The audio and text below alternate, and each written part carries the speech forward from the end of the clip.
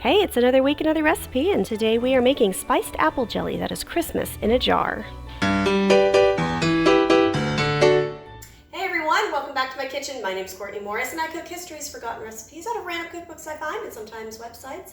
And today we are going to jump into the Christmas season and I'm kind of excited about it. If you're new here, thanks for stopping by. I hope you subscribe and join our community. And if you're coming back for more, hello again. I'm very happy to see you. Drop me a comment, let me know you're here, and let's get on with it.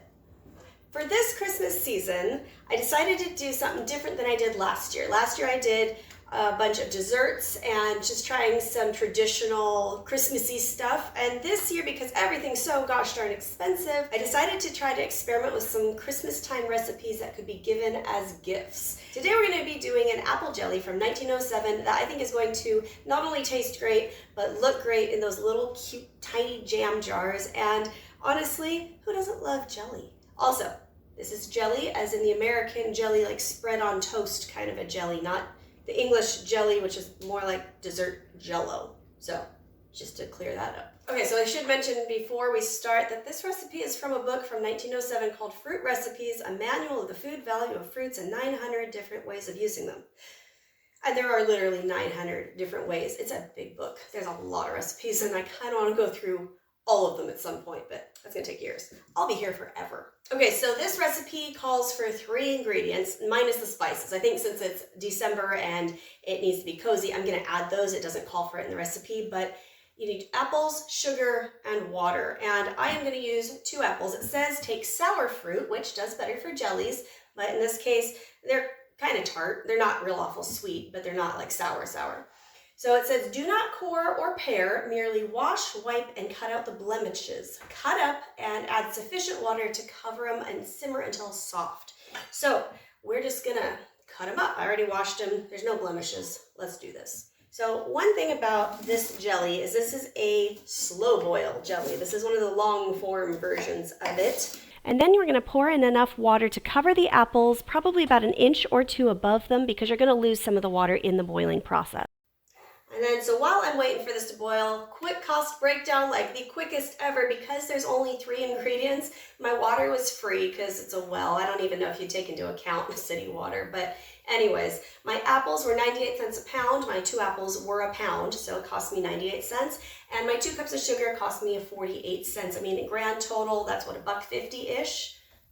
I mean, I don't know how many jars this is gonna make. This is probably a small batch, but I mean, that's not too bad, I don't think. We'll have to see how many jars it makes. I'm gonna let this boil. I'm gonna go suck on a cough drop real quick, and I will be back in a few minutes. Okay, so now, as you can see, it's very soft, and we are ready to put it through our strainer. This is to strain through a flannel. I have my flannel, and a mesh bowl, and a bowl to catch everything in. Now this says to do it overnight, and I have plans tomorrow, so I cannot do this overnight because I won't be able to film. So what we're gonna do is we're gonna strain it in here, and I'm gonna cover it with some saran wrap and put a weight on it. It'll speed up the process so we can get it done this afternoon. All right, so we're just gonna pour all of this in. And as you can see, you're gonna start having drainage. So I'm going to push this all in here, and then I've got some large stones, and I'm just going to set them in there. And I'm gonna leave this for the next couple hours. Okay, so it's been all day, and we had let our apples drip, and then at the end I squeezed it manually because I got a lot more juice out that way. Mainly, I think it would have happened had we left it overnight, but because we truncated the time, I just kind of manually did it. So we ended up with about 2 cups of liquid. It smells like apple. It tastes like watered down apple juice, which is to be expected, obviously. And I don't know if my apples were the best for doing this. I know different apple types are better for other things. And I know if you do make jelly out of a store-bought juice, then you're gonna get a more pungent apple flavor because it is apple juice. It's actually pressed juice, usually depending on the brand. But we will see how this goes. This might end up with just a light apple flavor, and I need to get my spices back out. I cleaned up my kitchen while I was waiting for this to drip and put away half my stuff. So we're gonna put this on. Now this is gonna be the long method boil of jelly making because it's just how it was back then. They didn't really, I don't know when Serto or any of the pectin thickeners prepackaged came out, I'm not sure. But it's just another way to make a jelly. It just takes time for everything to caramelize. So I'm gonna stick this on high heat for right now to just get it up to temperature, and I'm gonna go grab 2 cups of sugar. Okay, I'm starting to lose my voice again, so I apologize if I go in and out. I really apologize. It's annoying me, so I hope it doesn't annoy you guys too much. So one thing that the recipe mentions that you do in jam and jelly making anyways when you're using fruit is you get it up to temperature and then you skim the top, because what happens is we call it scum. It's not scum, and it's nothing that you can't eat. It's not going to kill you, but it's basically particles and things that come to the top that look kind of like bubbles. It's not going to kill you, but it doesn't look really nice in a jar. It kind of ruins the presentation, but it's not the end of the world if it's there. And then as soon as this starts getting warm and we're able to start skimming, then it calls for heated sugar. And when you're doing candy making or jelly making, it's a quick process. So you kind of have to work fast and keep your temperatures kind of regular. So heating up your sugar will help your liquid not cool down too much and then have to work really hard to raise it back up. It'll just kind of get the process, it'll kind of just streamline the process a little bit. So while I'm waiting for this to heat up, let's talk jars a little bit. I am using the Kerr brand, or Care. I never know how to say it. I heard both. But these are just the little 1/2 pint jars. These are 1 cup servings, and they're pretty common in the canning aisles. These little ones, these are tiny. I think they're 1/2 cup, but they are adorable. I love them so much. These make great gift stocking stuffers because they're such a small size. And also one thing we want to make sure of when we have this on heat is we are going to be skimming it, but we're also reducing it, because if you remember, we put water in with the apples. We didn't just crush the juice out of the apples. So we're going to be making sure that we reduce it enough to where we're not waterlogged and we keep that watery flavor. Okay, so I've gotten this up to a boil and I've turned it down now, because I just want it to simmer. I want it to simmer to just release all that water and steam. And what I did was I stuck in my spatula and then I made a mark. I don't know if you can focus on that. See, I made that mark. It was supposed to be a pen, but my pen made an indentation. And that's where I started out as. It goes down, and this is a great tool to use if you have recipes and you're new to reductions. This helps you eyeball it, because you do get some recipes that say do a 1/2 reduction or a 3/4 reduction, and if you're not entirely sure what that means, you can take your initial mark and just kind of measure it as you go and see where the 1/2 point would be or the 1/4 point would be. The other way you can tell is it'll start to get thicker. Now this hasn't reduced much, so we're still very thin. It's still watery enough. So I'm just going to let this do its bubbly thing until we lose enough water vapor to thicken it up enough. Okay, so I went and found a black marker, and as you can see, in about 5 minutes we are down about 1/4 of the way. I'm going to reduce this in half, which will still leave me with enough liquid for jelly, but not enough water for it to taste terrible, I hope.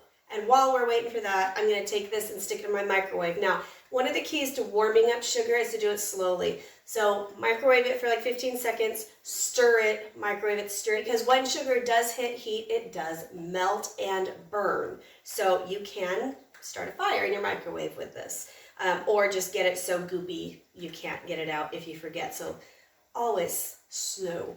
Just be slow. We've got enough time for this to reduce another 1/4 of the way down. And it doesn't have to be hot. It just has to be a little over room temperature.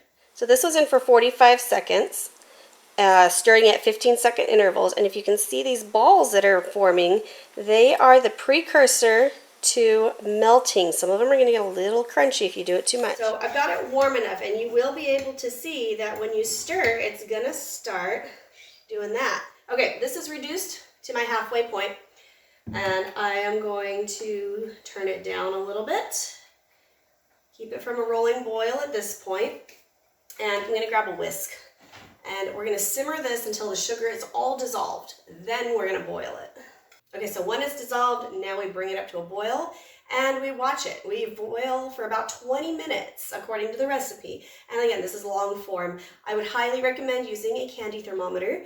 Mine went through the dishwasher again. This is also a good time to add any of your spices if you want. I'm gonna add a little bit of nutmeg and a little bit of cinnamon. I don't want to overpower it because I do want to taste the apple.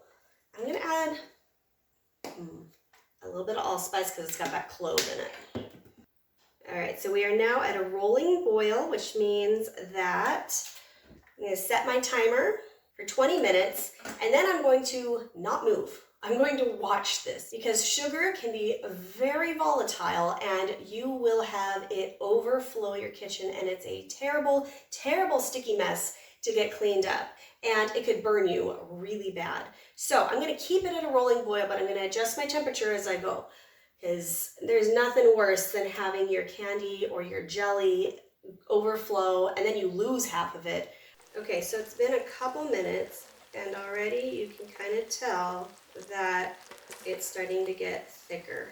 It's not thick enough, but you can see how it's dripping off. It drips slower than water. So it's starting to get sticky now. It is syrupy now, and right now it is at syrup stage, where you could take it off and you could use that in coffee, you could use that on pancakes, I mean, whatever you want, because it's still runny. It's just liquidy, but it's thicker.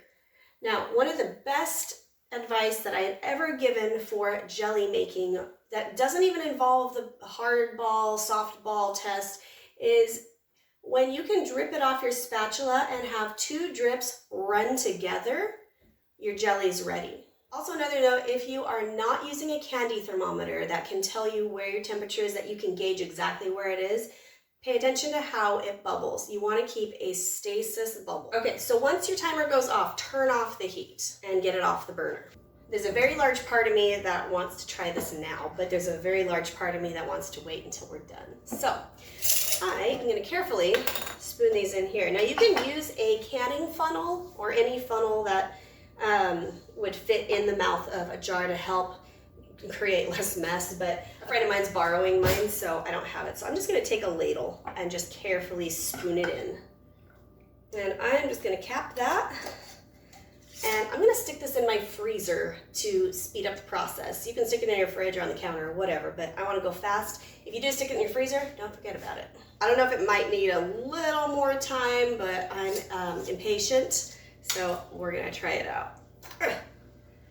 Oh, it's set up well. Oh, I think it does need a little bit more time in there, but it's a jelly, that's for sure. Spreadable. It's a little warm yet in the middle. Yeah, that needs a little more time to cool off, but oh, I just made a really good thing. Oh man. Okay, so even though this is more of honey right now because it needs a little more time in the fridge, and don't worry, this is all for me. I am not sharing this. I can lick my knife. That's so good. That is Christmas in a jar. I put the right amount of seasoning. It has that like baked apple flavor with the cinnamon nutmeg, and oh, that comes together so nicely. That beats any store-bought apple jelly I've ever had. And honestly, that's super easy. I'm so excited. Like, apple jelly is one of my favorite things, and I don't know why I just haven't decided to make it yet. Okay, now I know you don't just eat apple jelly by itself, but I'm gonna eat apple jelly by itself. Okay, because I am a mom of 3 kids and we need to go grocery shopping, I am left with half of a pancake from this morning. So I don't have any bread or rolls or English muffins because everybody's eaten them. I have a teenager in the house. And so we gotta go grocery shopping this weekend. Okay, but that being said, we're gonna do it anyways. And you know what? I'm kind of okay that it's still a little warm yet.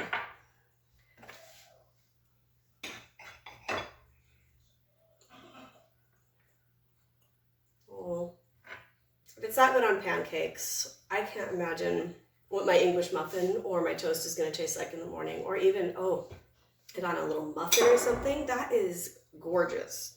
It's not overly powerful, not overly sweet either.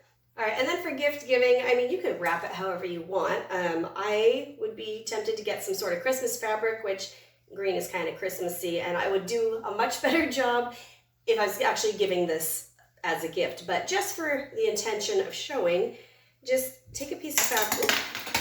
Take your piece of fabric. You can cut it out first and measure it around, but just to get the general effect, I'm just going to trim a ruffle around it. It's not going to look the greatest, but I'm not actually getting this one. I would actually put some effort in, but you get the gist. And I mean, you could do that, put a little bow on it. You could write with a fabric marker, some paint, Merry Christmas. I mean, how cute is that?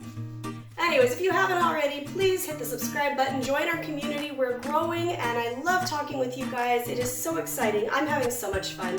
Please leave me a comment. Let me know you're here and what kind of jelly you like to make at Christmas time, or any treats, actually. Also, send me a recipe. I really like doing those. All right, I hope you have a great start to this holiday season, whichever holiday you are celebrating. And you know what? This could be a gift any time of the year, really. I hope you stick around for next week. I'm going into candy making again, and we're gonna be making some peppermint taffies, which I'm really excited about because I love peppermint taffies. And it's an old recipe, so it should be good, right? But otherwise, I hope you have a great week. And if you need something else to watch between now and next Monday, check this one out from last year's Christmas playlist. It turned out pretty good. I hope you enjoy it. All right, I will see you next week. Bye.